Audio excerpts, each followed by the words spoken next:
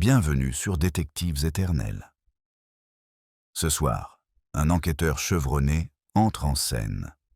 Des secrets enfouis sous les marches du phare, où une simple empreinte de pas disparu laisse présager quelque chose de longtemps caché dans l'obscurité. D'où nous écoutez-vous? Si cela éveille votre curiosité, rejoignez-nous pour découvrir d'autres mystères. Maintenant, fermez les rideaux et laissez la vérité éclater. Le matin, à St. Mary Mead, commença avec cette grâce paisible qui donnait aux étrangers l'impression que rien de vraiment terrible ne pouvait s'y produire. La lumière du soleil inondait le village de rayons doux et réguliers, faisant scintiller la rosée sur les haies et la vapeur qui s'échappait de la vitrine de la boulangerie de Madame Weatherby. Un petit groupe de rouges-gorges sautillait le long de la clôture du jardin du presbytère, leurs mouvements gracieux et harmonieux. Tout était comme il se devait paisible, ordinaire, innocent. Et pourtant, comme une horloge hésitant entre deux tic-tac, quelque chose de faible et d'étrange s'agitait sous ce calme. Cela se manifesta d'abord par une remarque, lancée légèrement au loin par M. Holt, le facteur du village, tandis qu'il triait les enveloppes du matin sous l'auvent rayé du kiosque de la grande rue. J'imagine que le phare ne serait pas fermé si tôt, si personne n'avait une affaire à régler là-bas, murmura-t-il à Madame Price Ridley, qui attendait son colis hebdomadaire. Mais quel genre d'affaire justifie de fermer complètement l'escalier? Dieu seul le sait. Les sourcils de Madame Price Ridley se levèrent, mêlant curiosité et désapprobation. Fermé à clé? Un mardi? C'est étrange. Le capitaine Lasset ne la ferme jamais, sauf en cas de tempête. Miss Marple, passant tranquillement lors de sa promenade matinale avec une lettre à poster, laissa son regard se poser sur eux. Elle découvrait souvent la vérité dissimulée dans les petites remarques insouciantes d'autrui, une vérité enveloppée de bienséance, de commérage ou de certitude déplacée. Mais cette remarque avait une autre tonalité, celle qui modifie légèrement l'atmosphère, celle qui suggère que quelque chose, sous la surface, commence à se manifester. Elle s'arrêta près du kiosque. « Bonjour », dit-elle aimablement. « J'ai entendu parler du phare. Oh, ce n'est rien », dit M. Holt, tout en tâtonnant légèrement avec une liasse d'enveloppes. Simplement, l'accès au vieux phare est bloqué aujourd'hui par une chaîne en fer solidement cadenassée. Un avis est cloué sur la rambarde. Un avis? Le ton de Miss Marple restait doux, comme si le sujet n'était rien de plus que la météo. Oui, dit Madame Price Ridley en se penchant en avant. Il y a une histoire d'accès restreint, c'est tout à fait inutile, à mon avis. Ce vieux phare fait partie du village depuis toujours. Miss Marple les remercia et reprit sa marche, d'un pas légèrement plus contemplatif.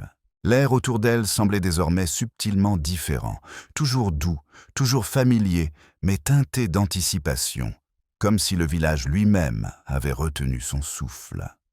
Devant le portail du presbytère, elle trouva Madame Clement en train de tailler des roses, avec une expression qui laissait entendre qu'elle essayait de ne pas paraître complètement absorbée par les chuchotements qu'elle avait surpris.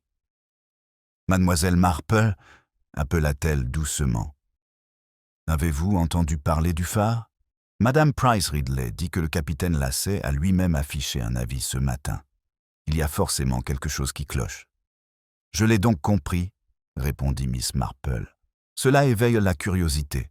Le capitaine Lasset n'est pas du genre à faire des gestes brusques. »« Absolument pas. » Et la servante de Lydia a dit avoir vu le constable Reeves descendre par là peu après le petit déjeuner. Madame Clément se mordit la lèvre en baissant son sécateur. « Croyez-vous qu'il y ait eu un accident ?» Miss Marple ne formula pas d'hypothèse à voix haute. « C'est possible, » dit-elle doucement, bien que les accidents nécessitent rarement des cadenas. Tandis qu'elle poursuivait sa marche, le village s'animait autour d'elle, les portes s'ouvraient doucement, les rideaux frémissaient, des voix s'élevaient sur des notes prudentes. À St. Mary Mead, Les commérages fleurissaient plus vite que les lilas, et lorsque Miss Marple atteignit le tournant menant à l'ancien sentier côtier, le murmure s'était mué en un bourdonnement doux et persistant. Le phare, désaffecté mais conservé comme une curiosité historique, se dressait sur une falaise dominant l'étroite baie. Ses marches de pierre descendaient en courbe depuis le sentier, abritées du vent par la paroi rocheuse. Jadis utilisée par les pêcheurs, la remise située en dessous était désormais visitée par les touristes les après-midi d'été. C'était un repère familier, immuable et rassurant, ce qui rend la perturbation d'aujourd'hui d'autant plus étrange. Miss Marple s'approcha suffisamment pour apercevoir le reflet de la chaîne. Même de loin, elle distinguait la vie un papier blanc, cloué de façon irrégulière comme à la hâte. L'agent Reeves se tenait plus loin sur le chemin, en pleine conversation avec le capitaine Lasset. Leurs postures étaient figées. Miss Marple n'intervint pas. Elle en avait rarement besoin.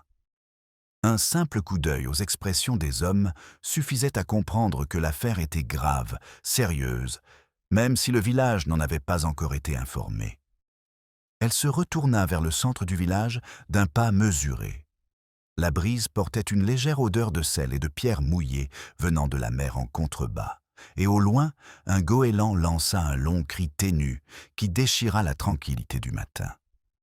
Lorsqu'elle arriva chez le boucher, une demi-douzaine de personnes étaient rassemblées dehors, leurs voix s'élevant dans une spéculation anxieuse, complètement bloquées.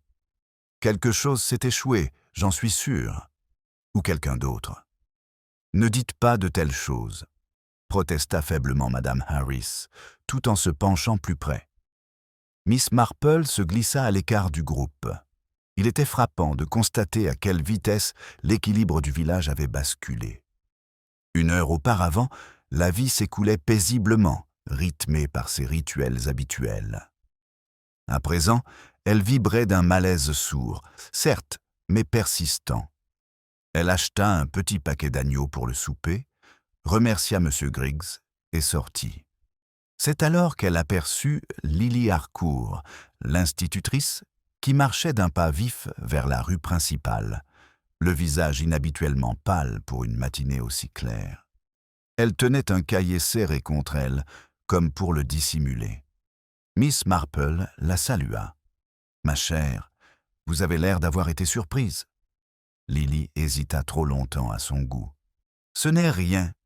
J'ai juste entendu quelque chose d'étrange au phare tout à l'heure, avant que la chaîne ne soit hissée. Impair. Un bruit, dit Lily, en baissant la voix, comme du bois qu'on traîne, ou quelque chose de plus lourd. Elle déglutit. Je suis sûre que ce n'est rien. Vraiment. Miss Marple l'observa en silence. La peur planait autour de Lily, non pas théâtrale, mais bien réelle. Et la peur était rarement sans fondement. Avant que Miss Marple n'ait pu poser d'autres questions, l'agent Reeves apparut en haut de l'allée. Son uniforme était poussiéreux, son expression grave. Il leva la main. « Madame Harcourt, mademoiselle Marple, je crains de devoir demander à tout le monde de rester à l'écart du phare pour le moment. »« Bien sûr, » répondit calmement Miss Marple. « Est-ce une question de sécurité ?» Reeves hésite. Son silence en disait plus que tous ses mots. La situation évolue constamment. Un silence se fit, comme un rideau qui s'agite avant que la porte ne s'ouvre. Miss Marple comprit tout doucement que la paix de St. Mary Mead était terminée. Et quelque chose, sous les marches du phare, avait attendu assez longtemps. L'hésitation du constable Reeves persista longtemps, après qu'il se fut dirigé vers la gare, laissant Miss Marple et Lily Harcourt seules dans le silence grandissant de la grande rue. Les villageois commençaient à se retirer en petits groupes de conversation, mais leurs yeux suivaient chaque pas en uniforme avec une appréhension à peine dissimulée. Miss Marple ressent intimement ce changement, à l'instant précis où la curiosité se mue en peur et où la respectabilité commence à répéter ses alibis. Lily serra son carnet contre sa poitrine. « Je n'aurais rien dû dire, » murmura-t-elle. Vraiment, Miss Marple, ce n'était qu'un son. J'ai dû imaginer plus qu'il n'y avait. C'est tout à fait compréhensible, ma chère, répondit doucement Miss Marple. Quand un être familier se comporte étrangement, l'imagination peut se révéler très ingénieuse. L'institutrice acquiesça, l'incertitude se lisant sur son visage. Elle fit mine de reprendre sa route, puis s'arrêta. S'ils trouvent quelque chose d'inhabituel, ils interrogeront les personnes présentes ce matin. Je passerai peut-être au presbytère plus tard, si Madame Clément a besoin d'aide.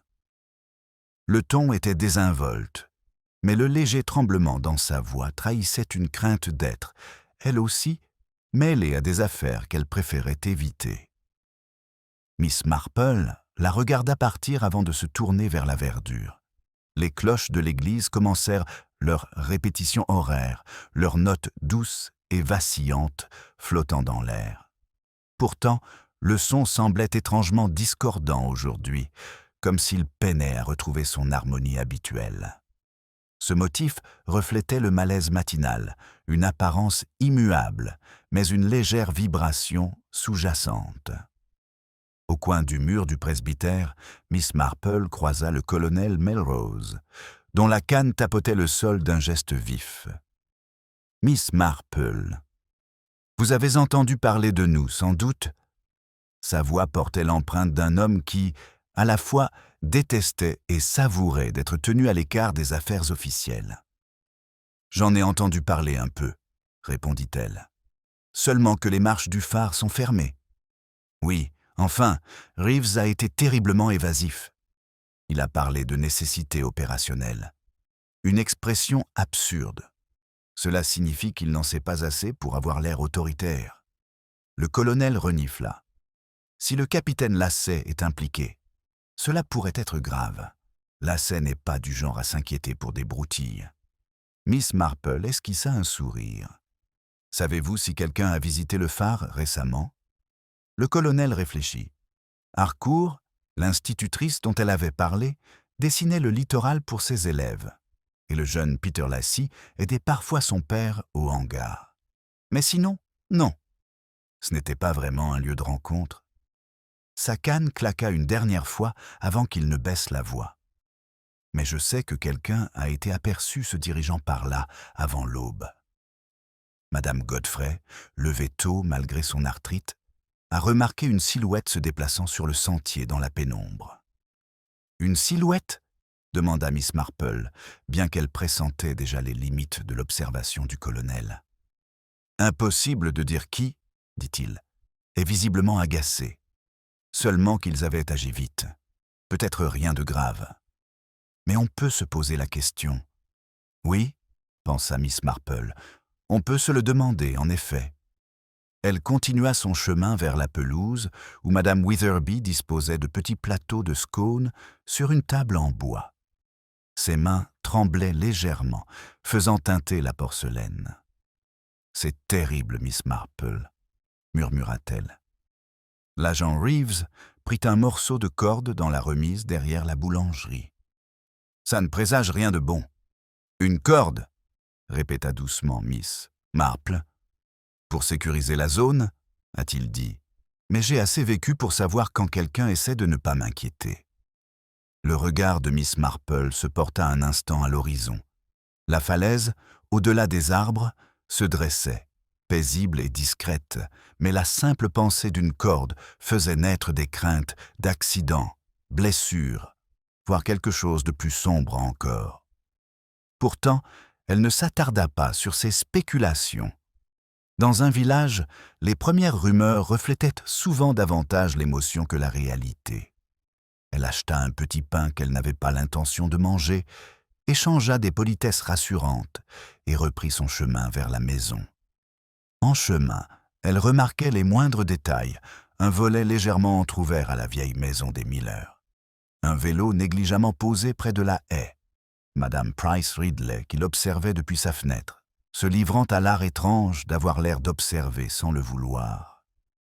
Arrivée à son portail, Miss Marple s'arrêta. Un nouveau bruit lui parvint faiblement de la côte, un grondement sourd et rythmé, comme des pas lourds, ou un objet déplacé. Il ne dure qu'un instant avant de se perdre dans le vent. Elle regarda le chemin du phare, désormais dissimulé derrière le rideau de maisons et d'arbres d'automne, et sentit une tension imperceptible dans l'atmosphère matinale. Ce qui se cachait sous les marches du phare commençait à se faire sentir, à la fois en proie au silence et aux convenances. Miss Marple entra dans son cottage, ferma la porte et resta un instant immobile, comme pour respirer profondément. Elle sentait que quelqu'un avait déjà commencé à tisser une histoire qu'il espérait faire croire au village. Et quelqu'un d'autre pourrait s'efforcer de garder le sien secret. Le calme de la chaumière de Miss Marple l'enveloppait comme un doux châle, mais son esprit restait vigilant, guettant le léger malaise qui s'était installé dans le village. Elle posa son panier sur la petite table près de la fenêtre, le petit pain intact, et s'apprêta à écarter le rideau. De là, elle pouvait apercevoir la lisière du pré, où les gens se rassemblent encore par petits groupes hésitants. Leurs mouvements trahissaient une tension palpable des gens respectables, s'efforçant de ne pas paraître effrayés, tandis que leur imagination s'emballait bien avant la réalité. Un coup rapide à la porte rompit le silence. Lorsqu'elle ouvrit, Lydia Clément se tenait là, les joues rouges et la respiration légèrement saccadée, comme si elle avait marché plus vite qu'une servante ne devrait le faire par un matin d'incertitude villageoise.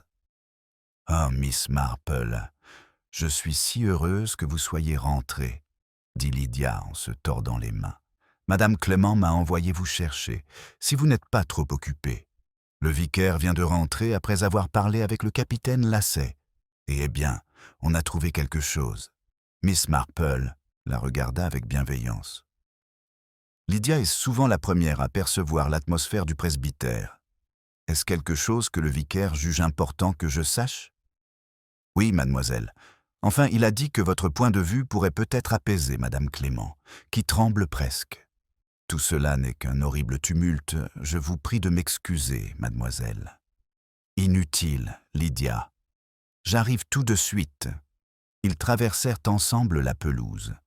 Les cloches de l'église, dont l'harmonie avait vacillé un instant, sonnèrent à présent d'un rythme plus régulier, mais Miss Marple percevait toujours la même dissonance subtile sous les notes. Ce motif persistait, les apparences s'efforçant de rétablir l'ordre, tandis que la vérité se faufilait entre les lignes. Au presbytère, Madame Clément l'accueillit sur le seuil. « Oh, Jane, Dieu merci. Léonard est dans son bureau et il pense que tu devrais entendre ce que le capitaine Lasset a dit. Je ne sais pas quoi en penser. » Miss Marple la suivit dans le couloir. Le vicaire se tenait près du petit bureau, ses lunettes à la main, l'air sombre. « Ah, Miss Marple, » dit-il en lui faisant signe d'entrer. « Je crains d'avoir de mauvaises nouvelles.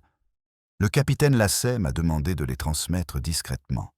Il semblerait que Reeves ait trouvé quelque chose au pied des marches du phare. » Miss Marple attendit, les mains doucement jointes. « Un manteau d'homme, » dit doucement le vicaire, accroché à un morceau de bois flotté juste en dessous de la dernière marche. Gravement déchiré. Et du sang sur la manchette. Madame Clément laissa échapper un petit soupir en s'enfonçant dans un fauteuil. Un manteau? Mais à qui? Et comment diable? Aucune identification pour l'instant, poursuivit le vicaire. La marée était suffisamment basse pour que le bois flotté soit visible autrement. Il serait peut-être passé inaperçu. Reeves est allé chercher un agent de police à Much Benham pour obtenir de l'aide. Miss Marple hocha la tête, pensive. Un manteau déchiré, ensanglanté, abandonné au pied du phare. Pas une preuve suffisante pour en être certain, mais largement de quoi alimenter les spéculations. Le capitaine Lasset pense qu'il a peut-être été emporté par la marée, a ajouté le vicaire. Il insiste toutefois sur le fait que personne n'était censé le voir avant que la zone ne soit sécurisée. Madame Clément frissonna. « Oh là là !» Miss Marple posa une main rassurante sur celle de son amie. « Ma chère, Ces découvertes paraissent souvent plus alarmantes qu'elles ne le sont en réalité. Il y a bien des façons dont une telle chose aurait pu se retrouver là. Pourtant, tandis qu'elle parlait, une autre pensée lui vint doucement à l'esprit. Quelqu'un avait fermé les marches du phare avant que le manteau ne soit trouvé. Ou peut-être parce qu'il savait déjà qu'il s'y trouvait. Le vicaire faisait les 100 pas. Il y a encore un détail, je le crains. Le capitaine Lasset soupçonne que le manteau appartient à quelqu'un du coin. Le tissu est du même genre que celui qu'on trouve à la mercerie de High Street.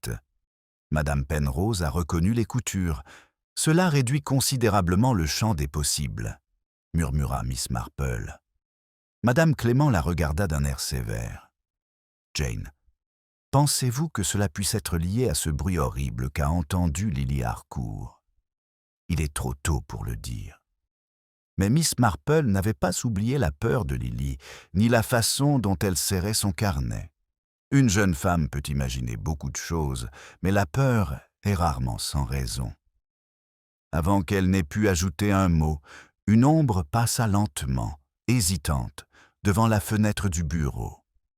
Lydia, qui était la plus proche, jeta un coup d'œil dehors. « C'est Peter Lassie, mademoiselle. » Le fils du capitaine Lasset. Il a l'air contrarié. Miss Marple s'approcha de la fenêtre. Le jeune homme se tenait près du portail, hésitant à frapper. Les mains enfouies dans ses poches, il fixait le chemin, comme s'il revivait une scène qu'il aurait préféré oublier. « Léonard, » dit doucement Miss Marple, « peut-être devrions-nous l'inviter à entrer. » Le vicaire se précipita vers la porte. Un instant plus tard, Peter entra, pâle et visiblement bouleversé. « Reeves m'a parlé du manteau, » dit-il brusquement. « Mais il y a autre chose, quelque chose que mon père n'a encore dit à personne. » Sa voix tremblait.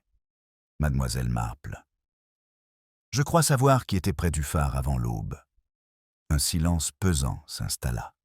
Lourde attente. Miss Marple l'observa attentivement, son esprit déjà en mouvement, tissant silencieusement les fils de son imagination. « Viens, Peter, » dit-elle doucement. « Raconte-nous ce que tu as vu. » Mais Pierre se contenta d'avaler sa salive, les yeux rivés au sol, comme si la vérité qu'il portait était plus lourde qu'il ne l'avait imaginé. Le silence de Peter s'épaissit, jusqu'à paraître presque fragile, comme si un seul mot d'impatience pouvait le faire craquer.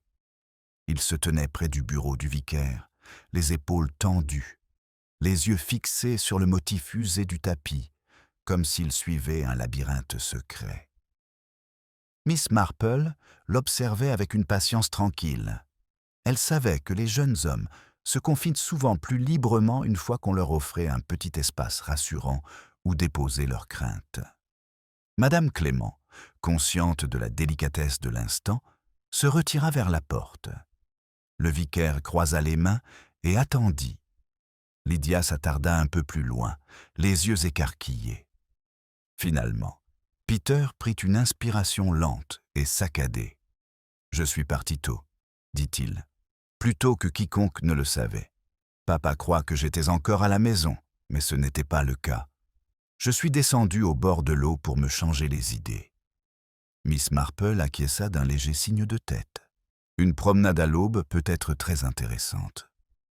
Il esquissa un sourire faible et sans humour. Peut-être pas cette fois.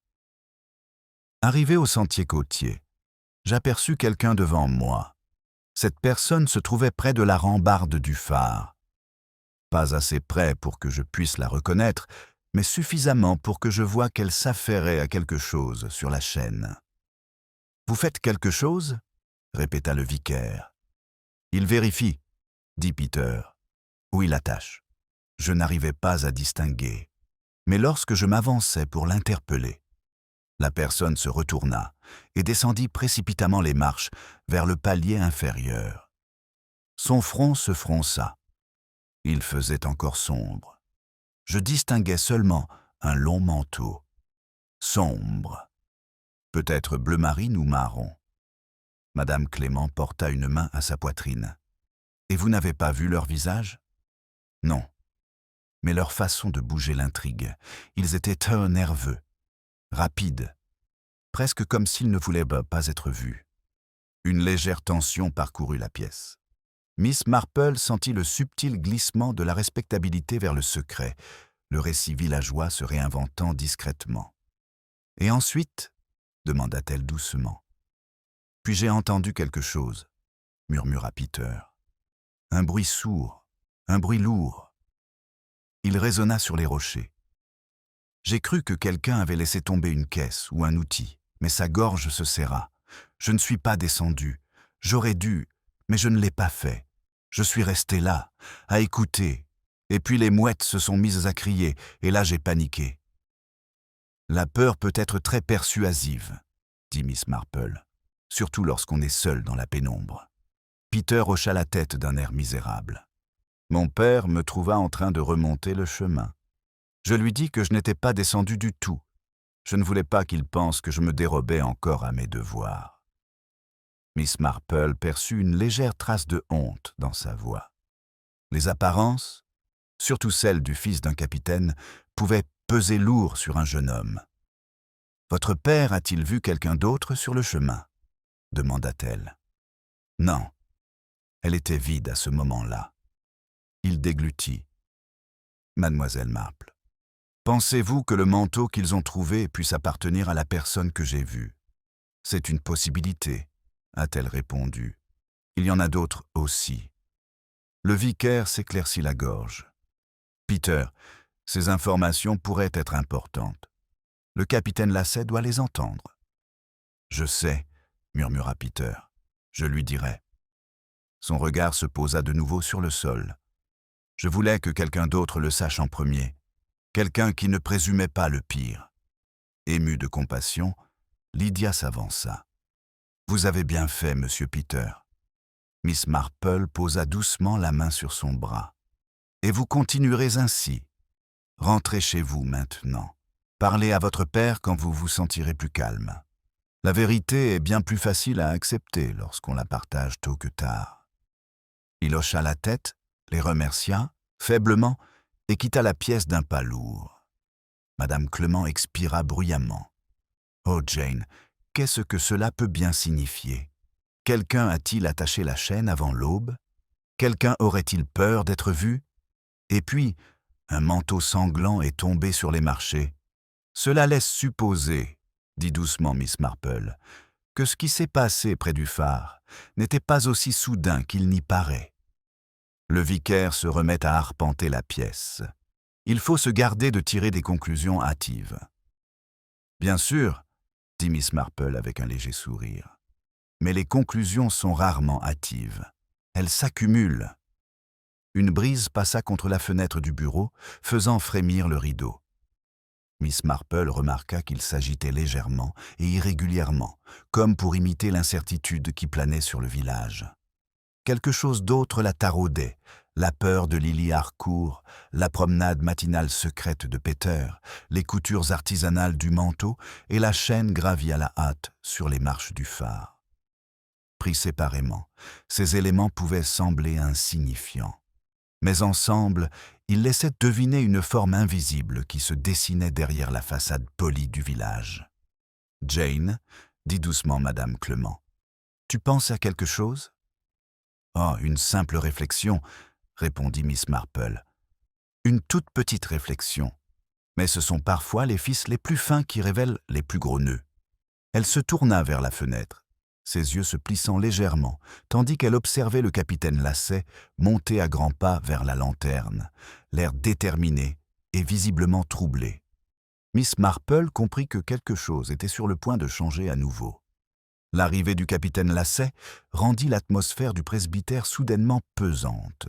Ses pas étaient vifs, sa mâchoire serrée, et bien qu'il ait ôté sa casquette avec une politesse impeccable, la tension qui se dégageait de sa posture trahissait un homme qui s'efforçait de maintenir l'ordre, non seulement au village, mais aussi en lui-même.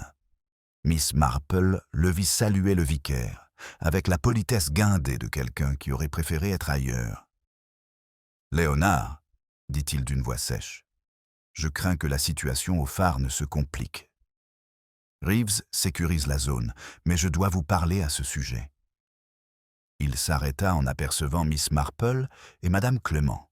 « Ah, mesdames, toutes mes excuses. Je n'étais pas au courant. »« Vous n'avez pas à vous excuser, capitaine, » dit doucement Miss Marple. « Nous apprenions simplement qu'un manteau avait été retrouvé. » Le visage du capitaine se crispa encore. « Oui, et je vous serais reconnaissant de garder ce détail confidentiel. Inutile que le village s'emballe et prédit une tragédie alors que nous ignorons encore les faits. » Madame Clément hocha vigoureusement la tête, tout en gardant les yeux grands ouverts. « Bien sûr. » Il se retourna vers le vicaire. « Léonard, pouvons-nous parler ?» Mais avant qu'il ait pu terminer, la voix de Peter parvient faiblement du couloir, s'adressant à Lydia tandis qu'il s'apprêtait à partir. Le capitaine Lasset se raidit.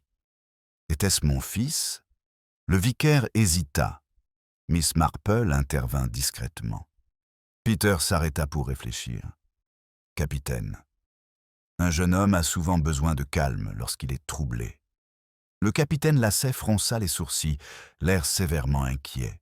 « Inquiet? À propos de quoi ?» Miss Marple l'observa attentivement.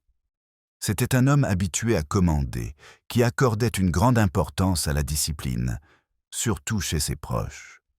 La respectabilité, soupçonnait-elle, comptait autant pour lui que la vérité. « Il compte vous parler, » dit-elle avec délicatesse. Il souhaitait simplement se sentir plus à l'aise avant. La mâchoire du capitaine se crispa, mais il acquiesça. « Très bien, je lui parlerai directement. » Il s'avança d'un pas décidé dans le couloir, ses bottes frappant le sol avec une fermeté qui ne laissait aucun doute sur les craintes de Peter.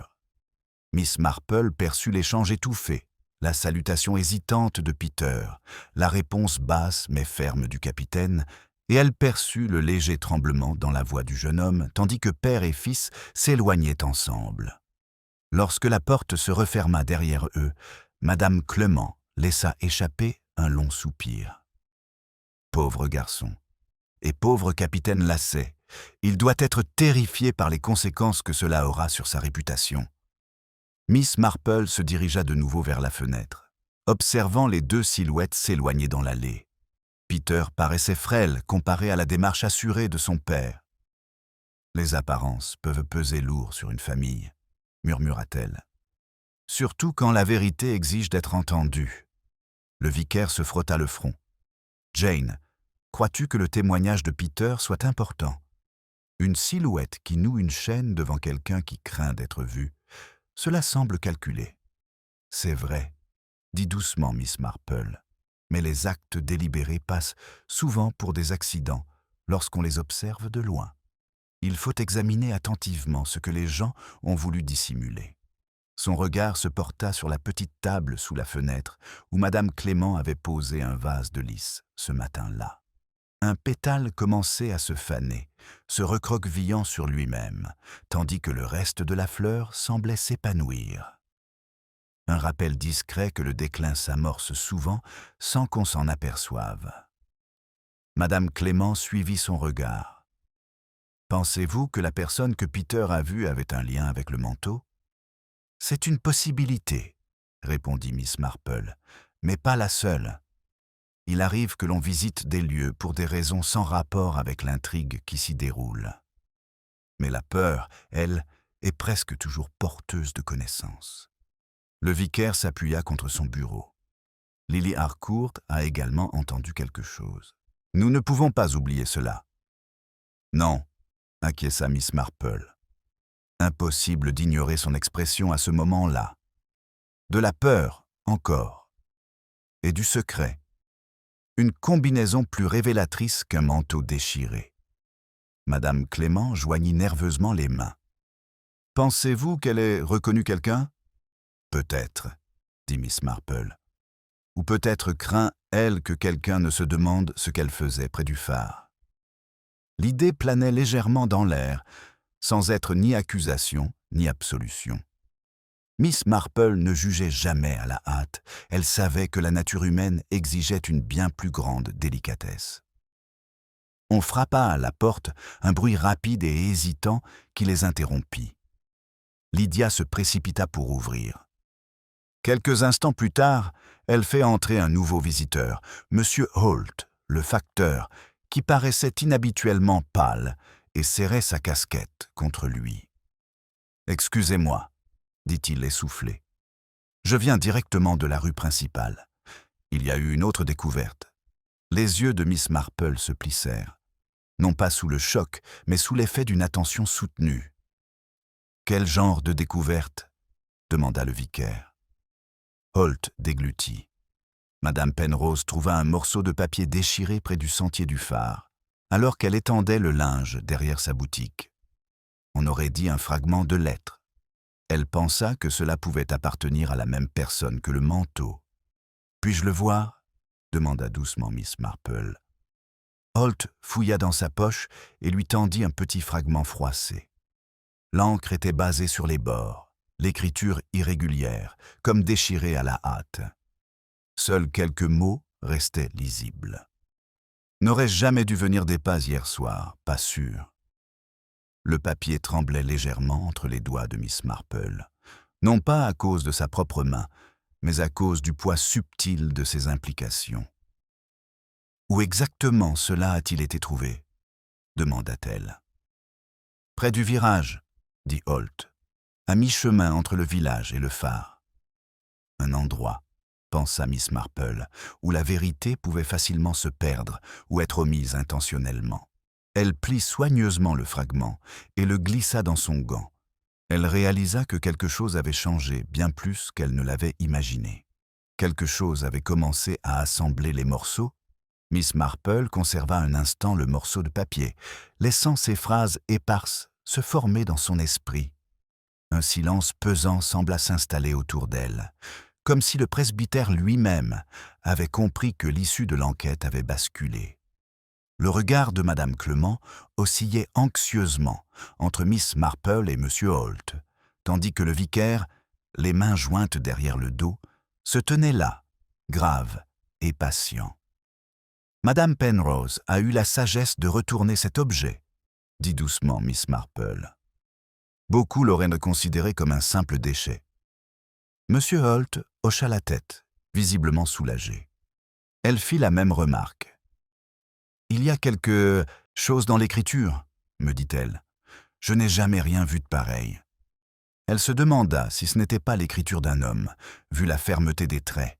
« Des coups fermes, » murmura Miss Marple, « ou des coups précipités. » Une distinction subtile qui révélait souvent beaucoup de choses sur l'état d'esprit de l'écrivain. Madame Clément se leva de sa chaise en tordant son mouchoir.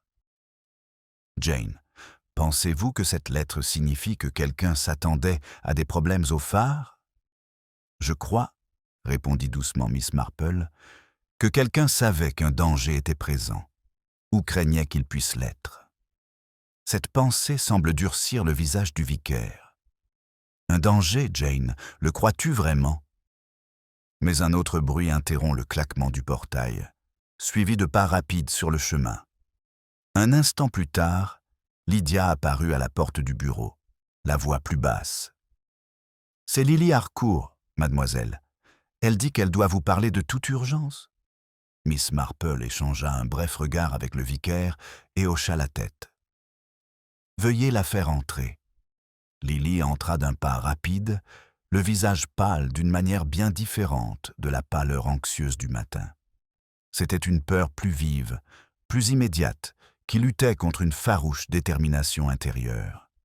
Le carnet qu'elle portait plus tôt était maintenant glissé sous son châle, serré fort contre elle, comme si elle craignait qu'on le lui prenne. « Je suis désolée, » dit-elle à voix basse. « Je sais que le village est plongé dans le chaos, mais je crois avoir quelque chose à vous dire. Quelque chose que j'aurais dû vous dire plus tôt. » Miss Marple désigna la chaise près de la fenêtre. « Asseyez-vous, ma chère. Vous êtes en sécurité ici. Qu'est-ce qui vous tracasse ?» Lily était assise à moitié, comme prête à se relever. « C'est à propos du bruit que j'ai entendu ce matin. Celui du phare. Je n'ai pas tout dit au gendarme Reeves. » M. Holt inspira brusquement. Madame Clément cessa de tordre son mouchoir. Le regard de Lily se tourna vers Miss Marple, cherchant peut-être à être rassurée que la confession ne la submergeait pas entièrement. Miss Marple lui fit un petit signe de tête encourageant. « Je n'ai pas seulement entendu quelque chose, » murmura Lily. « J'ai vu quelque chose, ou plutôt quelqu'un. » Elle serra plus fort le carnet. Ses jointures blanchissent. Miss Marple laissa le silence l'apaiser et s'avança. « Quelqu'un près du phare ?»« Oui. » Une silhouette descendait rapidement les marches. Je n'ai aperçu que son dos, mais Lily a hésité. J'ai reconnu le manteau. La pièce sembla se contracter autour de ses paroles. « Vous l'avez reconnu ?» demanda doucement le vicaire. « Je le crois. » Lily déglutit. Il ressemblait beaucoup à un manteau que j'ai déjà vu porter par M. Avery. Vous savez, Thomas Avery, le relieur qui habite près du vieux moulin. Madame Clément laissa échapper un petit soupir. Monsieur Avery? Mais il est si doux, si calme. Les hommes discrets le sont souvent, dit Lily, presque en s'excusant. Je ne dis pas que c'était lui. Son manteau était long, sombre, et ressemblait beaucoup au sien. Et il a des raisons de fréquenter cette partie de la côte. Il s'y promène souvent tôt le matin. L'expression de Miss Marple restait sereine, mais intérieurement, elle sentait le subtil déplacement d'une autre pièce du puzzle qui éclairait le mobile non par la violence, mais par le secret. « Vous a-t-il vu ?» demanda Miss Marple. « Je ne crois pas. » La voix de Lily tremblait. J'ai reculé derrière les rochers, en entendant le bruit sourd.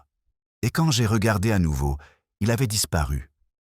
Monsieur Holt s'éclaircit la gorge. Avery est un solitaire, Miss Marple. Il l'a toujours été. Il a des horaires décalés en plus. Ce n'est peut-être rien. En effet, répondit Miss Marple. Ou peut-être pas. La nature humaine se dissimule souvent derrière des habitudes que l'on croit inoffensives. Lily se rassit, sentant sa détermination faiblir. J'hésitais à dire quoi que ce soit. Je ne voulais pas accuser une innocente. Mais en apprenant l'histoire du manteau retrouvé ce matin, elle frissonna. Je sentais que je ne pouvais me taire. « Tu as bien fait, Lily, » dit chaleureusement Miss Marple. « La vérité est peut-être insaisissable, mais le silence est son pire ennemi. » Pourtant, tandis qu'elle parlait, Miss Marple réfléchissait attentivement aux implications. Une silhouette sur les marchés, un manteau déchiré, une lettre avertissant quelqu'un de ne pas retourner au phare. Et maintenant, un relieur discret, habitué aux promenades matinales. Trop de fils convergent vers un même nœud inextricable. Une légère brise soufflait dehors contre la vitre, la faisant vibrer, écho de la tension qui montait au-delà des murs du presbytère. Le village, pensa Miss Marple, était au bord du précipice, au bord de la révélation. Et ceux qui cachèrent des secrets commençaient à craindre qu'ils ne soient dévoilés. La voix de Lily brisa de nouveau le silence. « Mademoiselle Marple, pensez-vous que j'ai mis quelqu'un en danger en venant ici ?» Miss Marple la regarda doucement, pensivement. Et un petit changement, indéniable, s'est discrètement mis en place. Miss Marple regarda Lily avec une douceur qui la rassurait plus qu'elle ne l'apaisait. « Ma chère, dit-elle doucement, le danger naît rarement de la vérité. C'est le secret qui l'engendre. » Lily eut le souffle coupé, mais ses mots semblèrent calmer ses tremblements. Le vicaire murmura des paroles rassurantes près du bureau, bien que son regard trahît une tension grandissante. Avant qu'elle n'ait pu en dire plus, on frappa sèchement à la porte du presbytère, un coup ferme, officiel et, assurément, importun. Lydia se pencha vers le bureau, le visage crispé par l'inquiétude. « Le gendarme Reeves est là, » murmura-t-elle, « et il n'a pas l'air content. » Reeves entra un instant plus tard, ôtant son chapeau, mais non son air sévère. Son uniforme était parsemé d'embrun, comme s'il revenait tout juste des falaises. Il parcourut la pièce du regard, s'attardant un peu trop longtemps sur Lily Harcourt. « Mademoiselle Harcourt, dit-il, je suis ravi de vous trouver ici. Le capitaine Lasset m'a demandé de vous parler. » Lily se raidit. Miss Marple remarqua aussitôt ce changement, non pas de culpabilité, mais de peur d'être accusée, une peur ancienne et fragile qui se dissimulait souvent sous des apparences de respectabilité. Reeves ne le manqua pas non plus, et une lueur vive apparut derrière son expression d'ordinaire si loyale. « Que s'est-il passé ?» demanda le vicaire. Reeves s'éclaircit la gorge. « Nous avons identifié le manteau. Il appartient à M. Avery. » Un frisson de stupeur parcourut la pièce. Lily porta instinctivement la main à sa bouche. Madame Clémence s'affaissa sur une chaise. M. Holt murmura « Oh mon Dieu !» Miss Marple inclina légèrement la tête, absorbant l'information avec une précision calme. « Et M. Avery lui-même ?» demanda-t-elle. « Voilà le problème. » Reeves se remua, mal à l'aise. Il est introuvable. Sa maisonnette est déverrouillée. Ses outils sont restés à portée de main et son petit déjeuner est resté intact. Lily ferma les yeux, comme pour se préparer à un coup. Miss Marple l'observait attentivement. Reeves a poursuivi. Le capitaine pense que Avery a peut-être eu un accident ou qu'il a pris la fuite. Dans tous les cas, nous devrons interroger toute personne l'ayant aperçu près du phare. « Des accidents qui nécessitent des cadenas ?» demanda Miss Marple d'un ton neutre. « On peut se le demander. » Reeves a tiré la chasse. « Oui, enfin, le cadenas n'a peut-être rien à voir avec l'incident. Il pourrait s'agir d'un entretien antérieur. Difficile à dire. » Miss Marple esquissa un signe de tête polie, mais ses pensées traitaient la contradiction comme un fil dans un tissu. Reeves se montrait sur la défensive, peut-être parce qu'il sentait que les choses lui échappaient. Il se retourna vers Lily.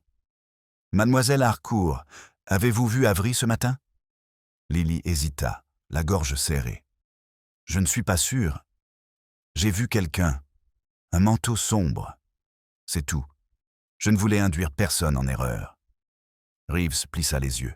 « Mais le manteau est assorti. »« Je ne sais pas, » s'exclama Lily. « C'était encore Dimit, ça aurait pu être n'importe qui. » Miss Marple intervint avec douceur. « Constable, la peur altère la mémoire. Elle peut accentuer un détail tout en estompant un autre. Il ne faut pas présumer de la certitude là où aucune n'a été affirmée. » Reeves expira bruyamment, sans pour autant manquer de respect. « Mademoiselle Marple, j'apprécie votre perspicacité, mais le capitaine souhaite recueillir tous les témoignages. Si mademoiselle Harcourt possède des informations, elles doivent être consignées. »« Bien sûr, » répondit Miss Marple. « Je vous suggère toutefois de ne pas lui poser plus de questions qu'elle ne peut en répondre. La vérité, lorsqu'on la questionne de trop près, a tendance à se cacher. » Reeves fronça les sourcils, mais il acquiesça. « Mademoiselle Harcourt, veuillez vous présenter à la gare plus tard aujourd'hui.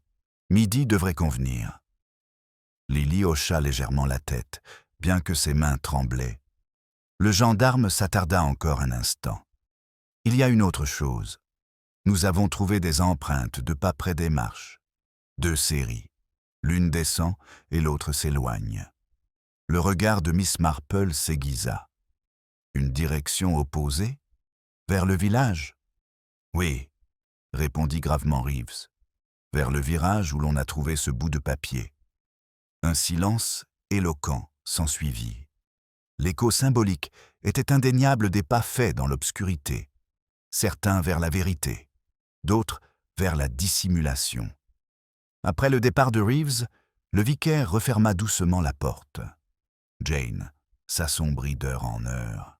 « L'obscurité révèle souvent plus que la lumière du jour, » murmura Miss Marple. « Elle oblige à écouter plus attentivement. » Lily déglutit. « Croyez-vous que M. Avery soit mort ?» Miss Marple ne répondit pas immédiatement. Elle glissa la main dans son gant et déplia le morceau de lettre déchiré, le déposant délicatement sur le bureau à côté du porte-plume. Quelqu'un a signalé un danger, a-t-elle dit. Quelqu'un est retourné au phare, alors qu'il pensait ne pas devoir le faire, et quelqu'un est reparti ensuite. Lily fixa le fragment, les doigts tremblants. Miss Marple remarqua une infime trace de graphite sur la tranche du carnet de Lily. Pas de l'encre.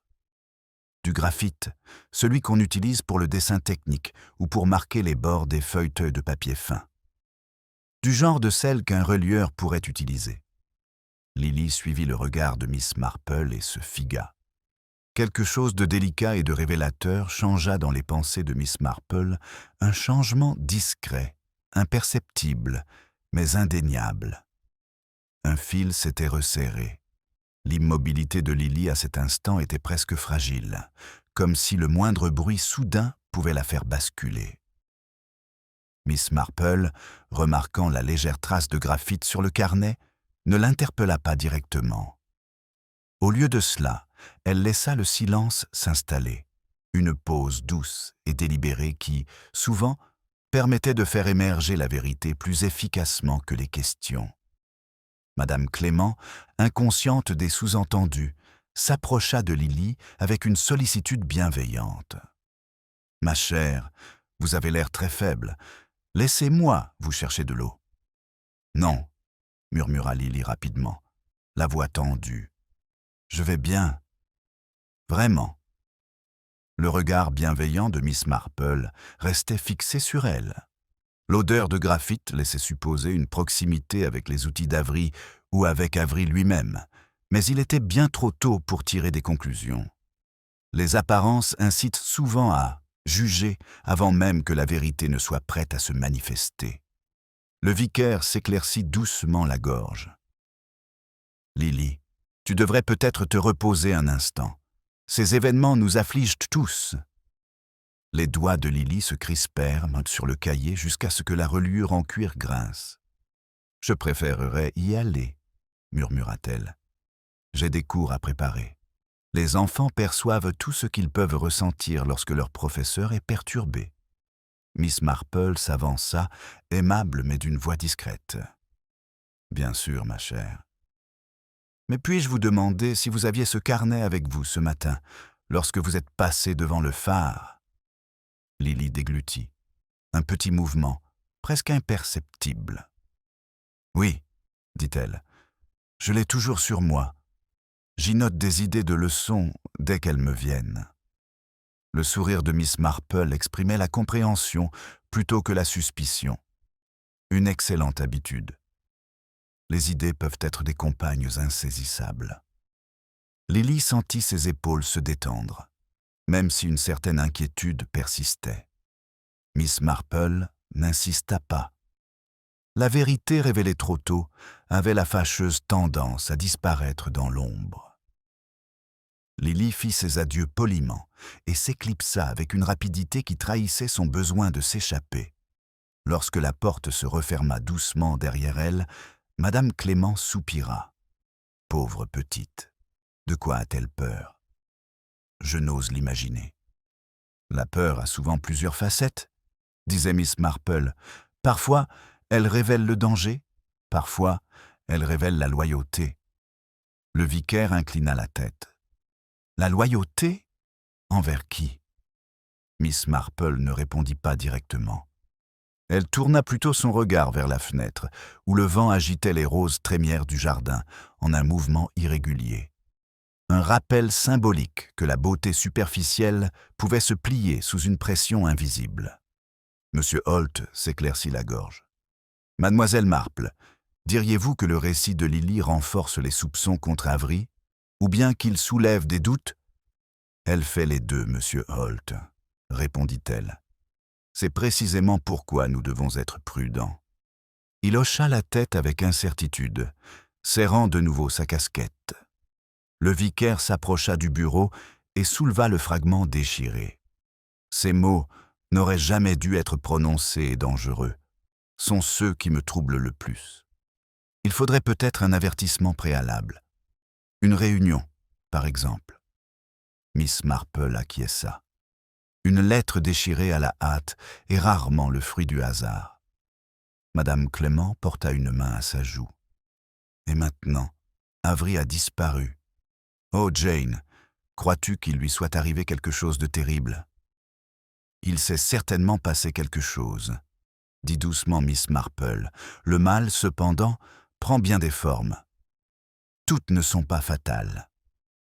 Avant qu'il n'ait pu réfléchir davantage, le heurtoir du presbytère retentit de nouveau, cette fois un cliquetis rapide et urgent. Lydia descendit précipitamment et revint bientôt, suivie du capitaine Lasset. Son expression était plus sévère qu'auparavant, même si sa démarche trahissait une découverte déplaisante.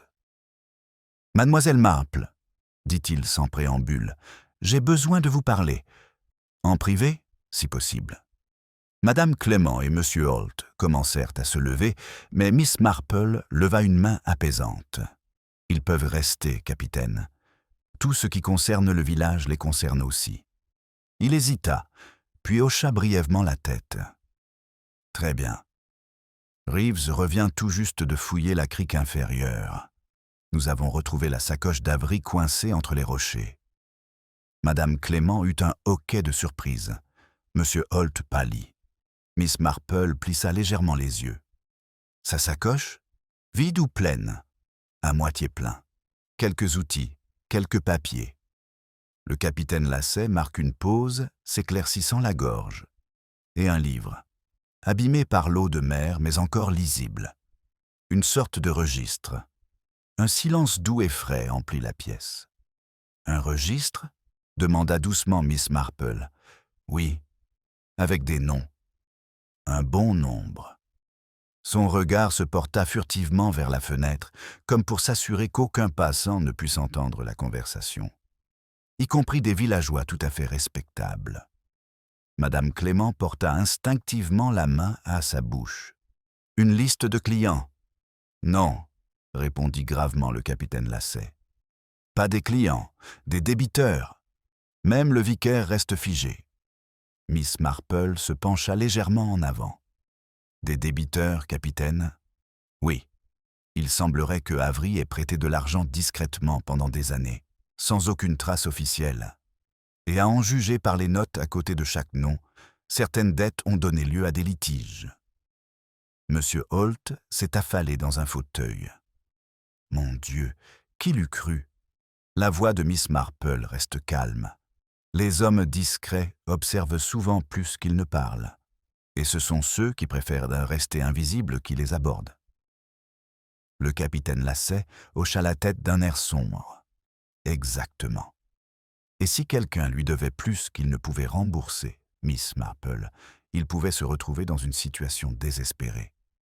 Miss Marple croisa les mains, une pensée silencieuse s'installant avec un poids délibéré. Désespoir, secret, pas à l'aube, et un nom, soupçonnait-elle, importait plus que les autres. « Capitaine, dit-elle doucement, puis-je consulter ce registre ?» Il hésita, mais seulement un instant. Puis il sortit de sa poche un livre humide et froissé et le déposa délicatement dans ses mains tendues. Miss Marple l'ouvrit, et ses yeux se figèrent. La pièce sembla se rétrécir autour de Miss Marple tandis qu'elle examinait le registre, dont les pages, gondolées par l'eau, se recourbent comme des feuilles après la pluie. L'encre avait bavé par endroits, mais de nombreuses entrées restaient parfaitement lisibles, des noms écrits de la main soignée et inflexible d'Avery. Un murmure d'approbation parcourut le bureau du presbytère à chaque page tournée, la liste révélant une intimité surprenante, presque troublante, avec les angoisses privées de Sainte Mary Mead. Madame Clément se pencha en avant, incapable de se retenir.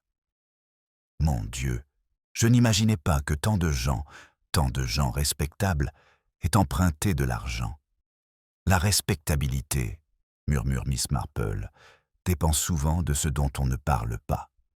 Le capitaine Lasset croisa les bras, le visage marqué par la désapprobation. Avery n'avait pas à se mêler de ses affaires. Prêts discrets, dettes secrètes, ce genre de choses ne peut que s'envenimer. Et c'est précisément dans l'envenimation, répondit doucement Miss Marple, que le désespoir commence son œuvre. Son doigt s'arrêta sur une entrée en particulier. L'encre avait légèrement bavé, mais le nom restait parfaitement lisible. L. Harcourt. 18 E. En retard. Réunion demandée. Étape. Hier soir. Un souffle se coupa derrière elle. Madame Clement porta une main tremblante à sa bouche. Le capitaine Lasset se raidit. Le vicaire prit la parole le premier, d'une voix basse et troublée. « Lily. Lily Harcourt a emprunté de l'argent à M. Avery ? Il semblerait bien, dit Miss Marple. M. Holt expira bruyamment. Et en retard, oh là là. La mâchoire du capitaine Lasset se crispa. Cela signifiait qu'elle avait une raison d'être là, et une raison de cacher la vérité à Reeves. Miss Marple referma doucement le registre, posant la main sur la couverture humide. Des raisons, certes, mais pas la preuve d'un acte répréhensible, capitaine. Elle a menti, dit-il sèchement. Elle a omis quelque chose, a corrigé Miss Marple. La différence est significative. Mais elle ne pouvait nier l'inquiétude plus profonde qui l'habitait. La tache de graphite sur le carnet de Lily, la peur panique dans sa voix, le manteau qu'elle croyait avoir aperçu.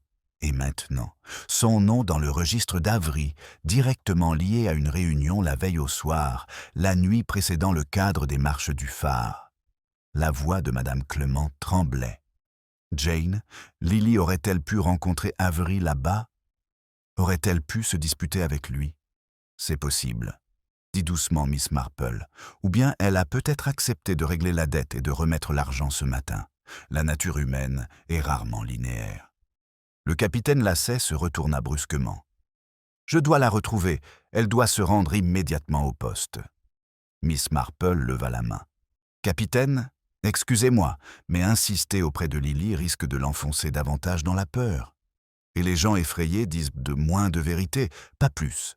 Elle doit s'expliquer. »« Elle le fera, » dit Miss Marple. « Mais si elle est innocente, elle risque fort de causer un tort irréparable. » Le capitaine Lasset hésita. Son air sévère vacilla légèrement, laissant transparaître la tension sous-jacente. Il acquiesça à contre-cœur. « Très bien. Mais elle ne peut être laissée sans surveillance. J'irai la voir, » dit calmement Miss Marple. « Lily me connaît. Elle parlera plus librement si elle n'est pas acculée. » Le vicaire laissa échapper un léger soupir de soulagement. « Jane, fais attention. Si Avery a disparu et si quelqu'un l'a rencontré hier soir, » Miss Marple sourit de cette manière sereine, presque grand-mère, qui dissimulait la vivacité de son esprit. « Mon cher Léonard, je me suis souvent retrouvée mêlée à des conversations plus périlleuses qu'il n'y paraissait. » Elle prit le registre en main, le glissant soigneusement sous son bras, et se dirigea vers la porte. Monsieur Holt s'empressa de l'ouvrir.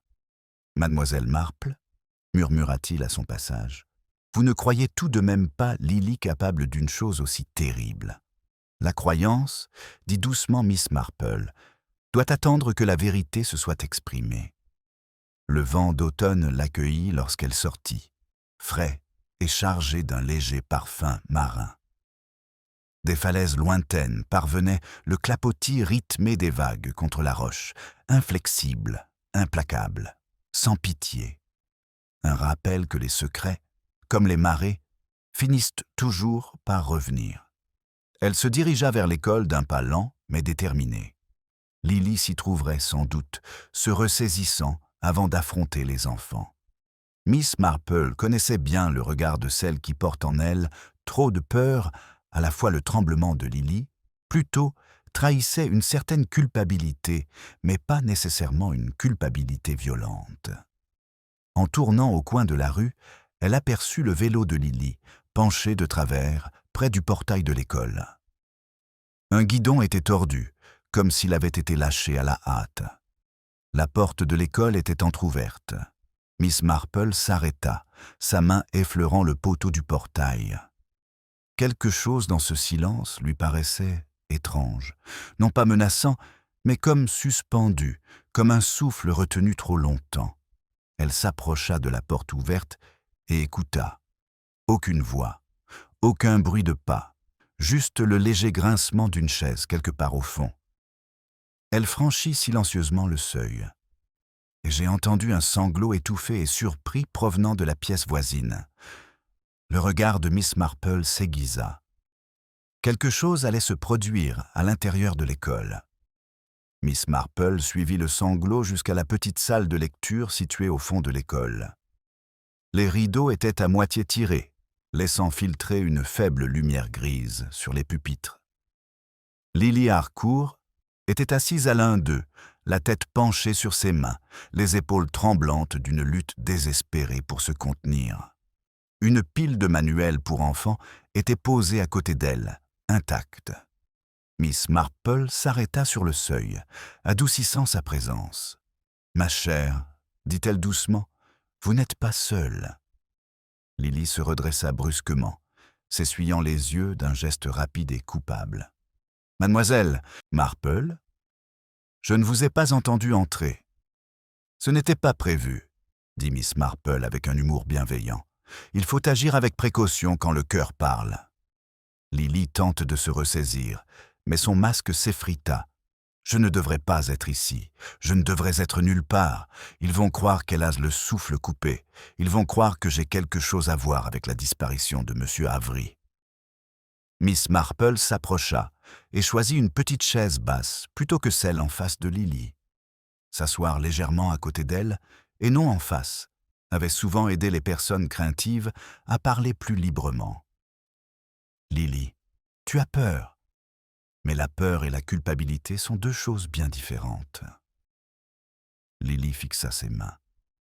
Je n'avais pas voulu que tout cela arrive. Une phrase révélatrice, nota Miss Marple. Non pas un aveu, mais une faille. Elle parla doucement. Le registre, ma chère, votre nom y figurait. Lily tressaille, un léger tremblement involontaire. Je lui devais de l'argent, murmura-t-elle. Juste un peu au début, puis un peu plus. Et il insistait, disant que ce n'était rien, qu'il me faisait confiance, que les enseignants avaient toujours des revenus stables. Elle leva les yeux, les larmes aux yeux. Mais quand ma mère est tombée malade le mois dernier, j'ai eu besoin de plus que ce que je pouvais rembourser. Miss Marple hocha la tête avec une compassion discrète. Les épreuves arrivent rarement seules. J'avais prévu de le voir, dit Lily d'une voix tremblante. Hier soir, ici, à l'école. Il a insisté après que j'ai manqué un paiement. Mais il n'est pas venu.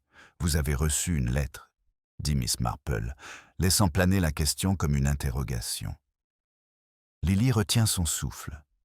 Elle cligna rapidement des yeux. Un instant, Miss Marple se demanda si elle allait nier. Mais Lily plongea la main dans son carnet et en sortit une feuille de papier pliée, légèrement froissée, aux bords humides. « Je l'ai déchirée hier soir, » dit, quand j'ai cru que quelqu'un me suivait. Miss Marple examina attentivement la lettre.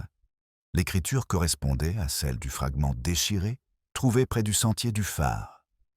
Les traits d'encre portaient cette même tension précipitée, dictée par la nécessité, non par la certitude. Tu n'aurais jamais dû venir sur les marches hier soir. Si vous avez besoin de plus de temps, retrouvez-moi à l'aube. Mais attention, ce n'est pas sans danger. Signé uniquement de l'initiale A. « Êtes-vous allé au marché ?» demanda Miss Marple. Lily secoua la tête, la panique crispant son visage. « Non, j'avais peur. » Il avait une voix différente dans la lettre. Pas en colère, pas effrayé. « J'ai attendu ici, mais il n'est jamais venu. Alors, tôt ce matin, je suis allé vers le phare en espérant le voir et lui expliquer. Et c'est là que j'ai entendu ce bruit terrible. Elle porta une main à sa bouche, puis j'aperçus le manteau sombre. Et je pensais, Miss Marple, je pensais que quelqu'un lui avait fait du mal. » Miss Marple déposa délicatement la lettre sur le bureau. « Ma chère, vous n'avez rien fait de mal en parlant maintenant.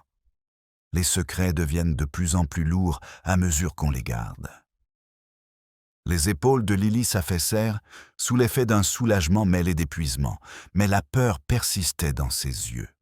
« Le capitaine Lasset et Reeves pensent que je l'ai attiré là-bas ou que nous nous sommes disputés. Le capitaine Lacey pensera beaucoup de choses, dit calmement Miss Marple. Mais la vérité est rarement la voix qui porte le plus fort au début. Elle se leva et jeta un coup d'œil autour de la salle de classe. Quelque chose l'attire, une fine trace de sable sous la fenêtre, comme si quelqu'un l'avait essuyé de ses vêtements en s'y appuyant. De minuscules grains pâles, presque invisibles sur le parquet sombre. « Lily ?» demanda doucement Miss Marple. « Lorsque vous avez attendu ici hier soir, étiez-vous entièrement seule ?» Lily cligna des yeux, perplexe. « Oui. Du moins, c'est ce que je croyais. J'ai entendu un bruit dehors, comme quelqu'un qui s'approchait de la fenêtre. Mais quand j'ai regardé, il n'y avait personne. »« Des pas, » murmura Miss Marple, « ou quelqu'un qui nous observe. » La porte de l'école grinça légèrement. Lily sursauta, mais Miss Marple leva une main pour la rassurer. Des pas s'arrêtèrent à l'entrée, puis la voix du capitaine Lacey appela « Mademoiselle Marple, êtes-vous là ?» Miss Marple s'avança dans le couloir. « Oui, capitaine. Miss Harcourt et moi discutions justement. Il s'est approché en toute hâte. La marée a encore baissé. Nous avons trouvé autre chose au pied des marches. » Le regard de Miss Marple s'aiguisa. « Avery ?»« Non, » répondit Lacey d'un ton sombre. « Quelque chose à lui dire, quelque chose qu'il portait sur lui. » Il hésite, baissant la voix. Une deuxième lettre, déchirée, adressée à quelqu'un du village. Miss Marple sentit un changement discret et précis à l'intérieur d'elle. Un autre fil se tendait. « À qui ?» demanda-t-elle. Le visage du capitaine Lacey s'assombrit. « À votre chère amie, » dit-il. « Madame Clément. » Miss Marple écouta les paroles du capitaine Lacey avec la même attention calme qu'elle avait portée à chaque révélation depuis le matin, bien qu'une légère tension au coin de ses yeux trahissait son inquiétude. Madame Clément était une amie chère, douce, consciencieuse et aimable, mais la nature humaine est rarement simple, et les secrets se cachent souvent même dans les foyers les plus respectables. « Madame Clément ?» demanda doucement Miss Marple. « Puis-je voir la lettre ?» Le capitaine Lacey sortit de sa veste une enveloppe scellée contenant des preuves. À l'intérieur se trouvait un papier humide, à moitié déchiré, dont l'encre était par endroits estompée. Miss Marple s'inclina vers la faible lumière qui filtrait par la porte de l'école. Les lignes restantes se lisent. « Je ne peux plus attendre. Vous devez vous décider. Les étapes de ce soir, avant que tout ne soit révélé. » 1. Une signature composée de la même initiale, ferme mais précipitée. Miss Marple sentit un léger changement en elle, comme si quelque chose se mettait en place, non pas comme une solution, mais comme une direction. Le visage de Lacey se durcit. « Madame Clément doit s'expliquer. »« Elle le fera, » dit Miss Marple, « mais pas si elle est soupçonnée. Permettez-moi de lui parler d'abord. » Lacey hésite. Elle est au presbytère. Reeves surveille discrètement la situation. La discrétion, murmura Miss Marple, est rarement aussi discrète qu'on l'espère. Elle retourna dans la salle de lecture le temps de rassurer Lily, lui disant que tout n'était pas perdu et l'encourageant à se reposer et à attendre d'autres nouvelles. Les yeux grands ouverts et tremblants de Lily reflétaient la vulnérabilité de quelqu'un qui avait porté un fardeau trop lourd pendant trop longtemps. Miss Marple lui serra doucement la main avant de partir. Dehors, la lumière de l'après-midi commençait à s'estomper sur le village, baignant les toits d'une pâleur diffuse. Une brise charriait un parfum mêlé de mer et de terre humide. Un silence inquiétant qui rappelait à Miss Marple le silence qui précède une confession difficile. Elle marcha d'un pas tranquille vers le presbytère, laissant son esprit suivre chaque fil conducteur qui se déroulait sous ses yeux. Une rencontre sur le perron, des dettes accumulées discrètement, la disparition d'un relieur et 2 lettres déchirées à la hâte. Les apparences avaient éveillé les soupçons envers Lily, envers Avery, envers quiconque alimentait les commérages du village. Mais la vérité, Miss Marple le savait bien, avait tendance à se dissimuler derrière ces ombres.